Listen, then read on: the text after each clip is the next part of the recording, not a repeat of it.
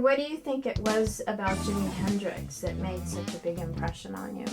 His sound, his style, his music, his look, his passion for it all. I just wanted to be, just like that.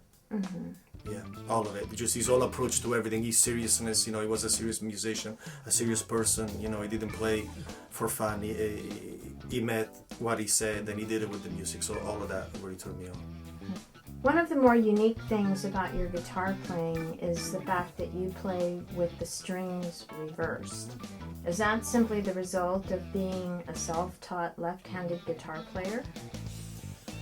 It was a mistake in a way, because what happened is that day that I grabbed that guitar, thinking about my ex-girlfriend, being a left-handed, I naturally went that way. So I grabbed the guitar and I went, this way or that way, and it felt comfortable for me being, towards the left-handed side. But nobody told me that if you do put the guitar the other way, you're supposed to switch the strings, like Hendrix. Hendrix did change the strings. Paul McCartney's lefty, but he changed the strings. I had nobody to tell me, that's what you're supposed to do. So I had the guitar in my hand, feeling comfortable, and slowly but surely, I went, okay, let me do what I'm supposed to do. And so that's how it worked. That's how it happened. Did anyone ever try to convince you to start over with the strings arranged in an orthodox way? 6 months or so later, that I start playing guitar, somebody did stop me and said, JP, you're playing upside down and you're supposed to switch the strings. That's the mode. But how long had you been playing at that point? 6 months or so, and my answer to him was, yeah, but I already know how to play the House of the Rising Sun, man. So I'm sticking with this. So I stayed with it. So after starting out with keyboards, you made that move to guitar in your mid-teens. So why did you later decide to formally study piano once you moved to Canada? I started as a keyboard player. I was a kid, 12 years old, playing in a successful band back home in Italy, playing all the popular music, the Italian, pop music. I switched to guitar seriously because I was awestruck by this English band that I saw playing early rock and roll English music, the Yardbirds, Eric Burton, that kind of sound. So even though I got serious with the guitar, the passion for my piano, was there. Mainly because I could compose, I could play, and I liked the fact that I could play the bass, I could play, the chords and lights. It was sort of I liked the overall, technique of the instrument, that I could play like that. So I stayed with this serious. And when I moved as an immigrant to Canada, as I was still playing guitar, I went to school for piano because I did realize that the more you know about piano, the better it is. So what's coming up down the road?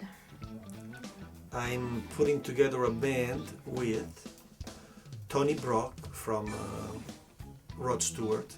Tony played with Rod Stewart for 10 years. The Babies.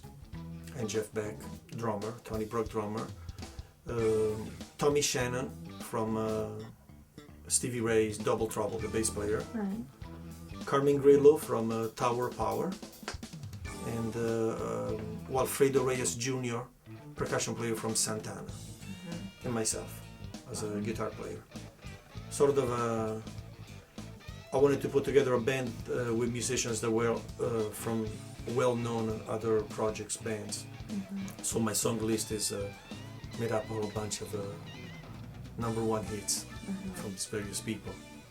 So with this new project that you've got coming up, are you going to be touring, or is it strictly a release? I'm gonna do, I wouldn't say touring, I'm only gonna play special events, special gigs with these people. These are people that have all come from very successful bands. Sure. Santana, Stevie Ray. So I'm not gonna put them in a bus or in a van and trying to go do that deal. No, I'm not gonna do that. I'm only gonna play choice gigs. I'm gonna go on the road with my own band. I just finished my Blues and Beyond, the JP Cervoni Blues and Beyond band. That setup, I'm gonna go on the road, US and Europe. So I'm just working out the logistics now. I finished mastering my CD. I have a lot of nice guests on my CD. I got Scott Anderson, Michael Thompson, Vinnie Colaiuta, Kurt Covington, Brandino, bass player from Aretha Franklin, Simon Phillips, Carl Verheyen. So a bunch of good musicians that I respect. So they all played on my CD. And I'm about to put it out and then go from there. So far it's an independent issue. And what's the name of it again? JP Cervoni, Blues and Beyond.